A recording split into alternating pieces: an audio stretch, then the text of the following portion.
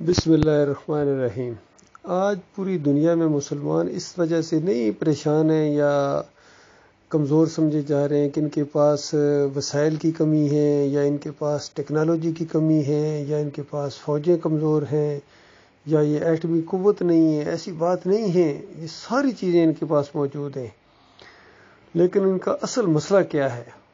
وہی بات ہے جو جس طرح حالی نے اپنی ایک نظم میں لکھی تھی کہ کرے غیر بت کی پوجا تو کافر، کواکب میں مانے کرشمہ تو کافر، مگر مومنوں پر کشادہ ہے راہیں، پرستش کریں شوق سے جس کی چاہیں، نبی کو چاہیں خدا کر دکھائیں، اماموں کا رتبہ نبی سے بڑھائیں، مزاروں پہ دن رات نظریں چڑھائیں، شہیدوں سے جا جا کے مانگیں دعائیں، نہ توحید میں کچھ خلل اس سے آئے، نہ اسلام بگڑے نہ ایمان جائے، وہ دین جس سے توحید پھیلی جہاں میں،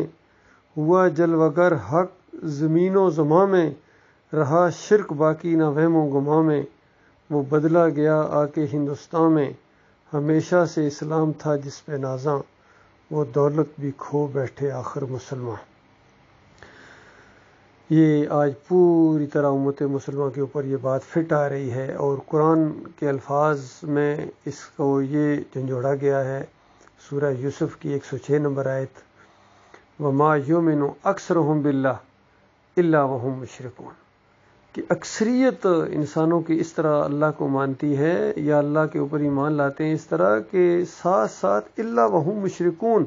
ساتھ ساتھ شرک بھی کرتے ہیں، یعنی مشرک بھی ہوتے ہیں اور ایمان کا دعویٰ بھی کرتے ہیں۔ لا الہ الا اللہ محمد رسول اللہ بھی پڑھیں گے، قرآن کو ماننے کا دعویٰ کریں گے، قبلہ ایک، رسول ایک، کتاب ایک، اور اس کے بعد فلاں حضرت داتا ہیں، فلاں دستگیر ہیں، فلاں مشکل کشا ہیں، فلاں حاجت روا ہیں، وہ غریب نواز ہیں۔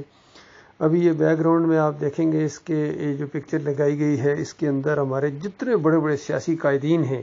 یہ سارے کہیں نہ کہیں جا کے قبر پوجا کے اوپر لگے ہوئے ہیں۔ اس کے علاوہ بھی ان کے کئی ویڈیو وائرل ہوئے ہیں جو ہندوؤں کی طرح بالکل وہ ان کی رسمیں ادا کرتے ہیں، دیوالی میں جاتے ہیں، مندر بنواتے ہیں، مندر کا افتتاح کراتے ہیں۔ یہاں عرب کے اندر UAE میں ہوا ہے۔ تو یہ پوری طرح امت مسلمہ بت پرستی کے اندر مبتلا ہو گئی، اور نبی علیہ السلام کی وہ بات پوری ہو گئی، اور کیسے نہ ہوتی، کیونکہ نبی علیہ السلام سچے اللہ کے آخری رسول صلی اللہ علیہ وآلہ وسلم کی بات ہے، اور اللہ نے ان کو جو بات بتائی کہ یہ قوم پوری طرح یہود و نصارہ کی پیروی کرے گی۔ جس طرح یہودی اگر کوئی گو کی بل میں گھسا ہے تو یہ بھی اس میں جا کے گھسیں گے، حتیٰ کہ بڑا سخت الفاظ بولا گیا کہ اگر اس امت میں کسی نے اپنی ماں کے ساتھ بدکاری کی ہے تو یہ لوگ بھی وہی کام ضرور کریں گے۔ تو آج پوری طرح ان کا دین انہوں نے اپنایا ہوا ہے۔ ہر وہ شرک جو اس قوم کے اندر تھا اس کے اندر آ گیا، قبر پرستی ان کے اندر آ گئی، لیکن بت پرستی اور قبر پرستی میں کوئی فرق نہیں ہے۔ اسی وجہ سے موتی جواہر لال نہرو نے اپنی ایک تاریخی تقریر میں کہا تھا، کہتا ہے کہ مجھے بھی کبھی کبھی شک ہونا شروع ہو جاتا تھا شاید یہ ہندو اور مسلمان دو قومیں ہیں، لیکن جب سے میں نے اجمیر کا عرس دیکھا ہے میں اپنے اس وسوسے سے بھی توبہ کرتا ہوں، اور میں اعلان کرتا ہوں کہ یہ ہندو اور مسلم ایک قوم ہے، صرف ان کے الفاظ بدلی ہوئے، ان کا فلسفہ ایک ہے۔ چونکہ ہم لوگ اس نے کہا کہ ہم لوگ ہندی بولتے ہیں، ہندی کی اصطلاح استعمال کرتے ہیں، اور وہ چونکہ مسلمان ہیں ان متاثر ہے عربوں سے، تو اس کے اندر عربی کے اور اردو کے الفاظ استعمال کرتے ہیں۔ ہم اگر وہاں جا کے ماتھا ٹیکتے ہیں اور ہم کہتے ہیں ڈنڈوت مہاراج کی ڈنڈوت، تو یہ مسلمان ہیں وہاں جا کے اپنے جو قبر والے ہوتے ہیں، مزار ہوتا ہے، اس کے سامنے جا کے ماتھا وہ بھی ٹیک دیتے ہیں، لیکن اس کو ڈنڈوت نہیں کہتے ہیں، وہ سجدہ تعظیمی کہتے ہیں۔ اسی طرح ہم وہاں جا کے اگر وہ پرشاد بانٹتے ہیں، کوئی مٹھائی پھلڑیاں یا مکھانے یا اور حلوہ یا حلوہ پوڑی جو چیز دال روٹی وہاں بانٹتے ہیں تو ہم اس کو پرشاد کہتے ہیں، جلیبیاں بانٹتے ہیں، جو بھی اس طرح کی چیزیں چڑھاتے ہیں تو پرشاد کہتے ہیں۔ تو وہ مسلمان ہے کبھی بھی پرشاد نہیں کہے گا، وہ اس کو نیاز کہے گا، نیاز، نظر اللہ، نیازی حسین، اور اس طرح کے الفاظ اس نے، پھر 11ویں شریف ہے، پھر محرم کی سبیل ہے، پھر یہ ہے، اس کو نیاز کہتا ہے، کبھی بھی پرشاد نہیں کہے گا۔ باقی وہاں ہم جا کے پھیرے لگاتے ہیں تو وہ پھیرے تو کبھی بھی نہیں کہے گا، وہ اپنی قبر کے جا کے مزار کے جا کے چکر لگائے گا، اور پھر وہ کہے گا کہ بابا کا میں نے طواف کیا ہے، کیونکہ طواف اس کے دماغ میں گھومنے کو طواف کہتا ہے، پھیرے نہیں کہتا ہے۔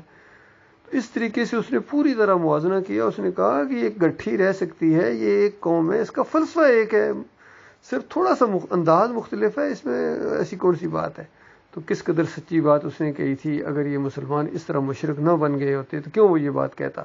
اگر ہم قبروں کے طواف نہ کرتے، قبروں کے اوپر سجدے نہ کرتے، رکوع نہ کرتے،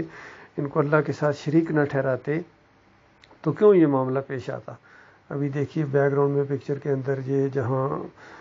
بلاول صاحب لگے ہوئے ہیں، وہاں یہ زرداری صاحب، پھر طارق جمیل بھی، عمران خان صاحب بھی، اور سراج الحق بھی، سارے اسی طرح مزاروں پر جاتے ہیں. مجھے ابھی تک یاد ہے، میں نے اخبار میں کٹنگ دیکھی تھی، یہ ڈاکٹر اسرار بھی موری شریف اس کو کہتے ہیں، موری شریف، وہاں یہ گیا تھا چادر چڑھانے. اور پروفیسر غفور مودودی صاحب کی زندگی میں نائب امیر کی حیثیت سے بری امام چادر چڑھانے گئے تھے. تو ان کا مشرکانہ انداز اپنی آنکھوں سے دیکھو اور اپنے کانوں سے سنو یہ باتیں اللہ کے بندوں، اور یقین کرو کہ تم نے ان کو سنا ہے اور آپ کے اوپر حجت تمام ہے. اب آپ کل اللہ کے دربار میں یہ نہیں کہہ سکیں گے کہ ہمیں کسی نے بتایا نہیں تھا. یہ بھی شرک ہوتا ہے. بالکل ہجے کر کے آپ کو بتایا جا رہا ہے کہ یہ مزاروں کے اوپر چادریں چڑھانا اور سر میلے کرنا، پھر یہ پکاریں لگنا، یا علی مدد، یا رسول مدد، یا بری کر کھری، اور یا محی الدین چشتی پار لگا دے کشتی، باول حق بیڑا دھک، اس طرح کی، اور یا عبد القادر جیلانی، اس طرح کی جتنی پکاریں لگائی جاتی ہیں، یا وسیلے کے ساتھ پکارا جاتا ہے کہ اے اللہ ان کی وجہ سے یہ معاملہ کر، ان کے صدقے ہی کر، ان کے تفعیل کر. یہ ساری مشرکانہ باتیں ہیں. اللہ تعالیٰ غور و فکر کرنے کی توفیق عطا فرمائے. میرے بھائیو، مانو گے اپنا بھلا کرو گے، نہیں مانو گے تو یاد رکھنا جہنم کے اندر آپ کے بیوی بچے اور آپ کے اہل و عیال جلیں گے ہمیشہ ہمیشہ کے لیے. پھر لانتیں بھیجو گے ان مولویوں کے اوپر، ان پیروں کے اوپر، ان سیاسی لیڈروں کے اوپر، جن کی دنیا کی وجہ سے تم نے اپنی دنیا اور آخرت دونوں برباد کر دی. اور یہ ایک موقع ہے، جو مر گئے اسی شرک کے اوپر وہ تو گئے مارے گئے، لاکھوں کروڑوں خربوں اربوں جہنم کی آگ کا ایندھن بن گئے. اس کے بعد تمہاری باری ہے اللہ کے بندوں، مانو گے تو بچ جاؤ گے، نہیں مانو گے تو یاد رکھنا اگر تم دنیاوی لحاظ سے سرمایہ دار ہو، کارخانے دار ہو، صدر ہو، وزیر اعظم ہو، جنرل ہو، آرمی چیف ہو، جج ہو، سپریم کورٹ کے یا چیف جسٹس ہو، یا کسی بڑے کارخانے کے تم اکیلے مالک ہو، یا بڑی بڑی کوٹھیاں اور بڑے بڑے جزیرے تم نے خرید لیے ہیں، یاد رکھنا اگر یہ والا ایمان عقیدہ نہیں اختیار کرو گے اور اللہ کی بات نہیں مانو گے، اسی طرح فرقوں کے اندر بریلوی دیوبندی اہل حدیث ہو کے مرو گے، اگر اسی سیاسی چکروں میں لٹیروں کے پیچھے بھاگتے رہو گے تو پھر ہمیشہ ہمیشہ کے لیے تمہیں ان کے ساتھ آگ میں رہنا پڑے گا. نمازوں کے باوجود، روزے کے باوجود، حج اور عمرے کے باوجود، مسجدیں بنوانے کے باوجود، سب کچھ کرنے کے باوجود ہمیشہ ہمیشہ کی آگ میں رہنا پڑے گا، کیونکہ شرک کی وجہ سے اعمال برباد ہو جاتے ہیں. اللہ تعالیٰ اس بربادی سے، اس پچھتاوے سے ہمارے بھائیوں کو بچائے.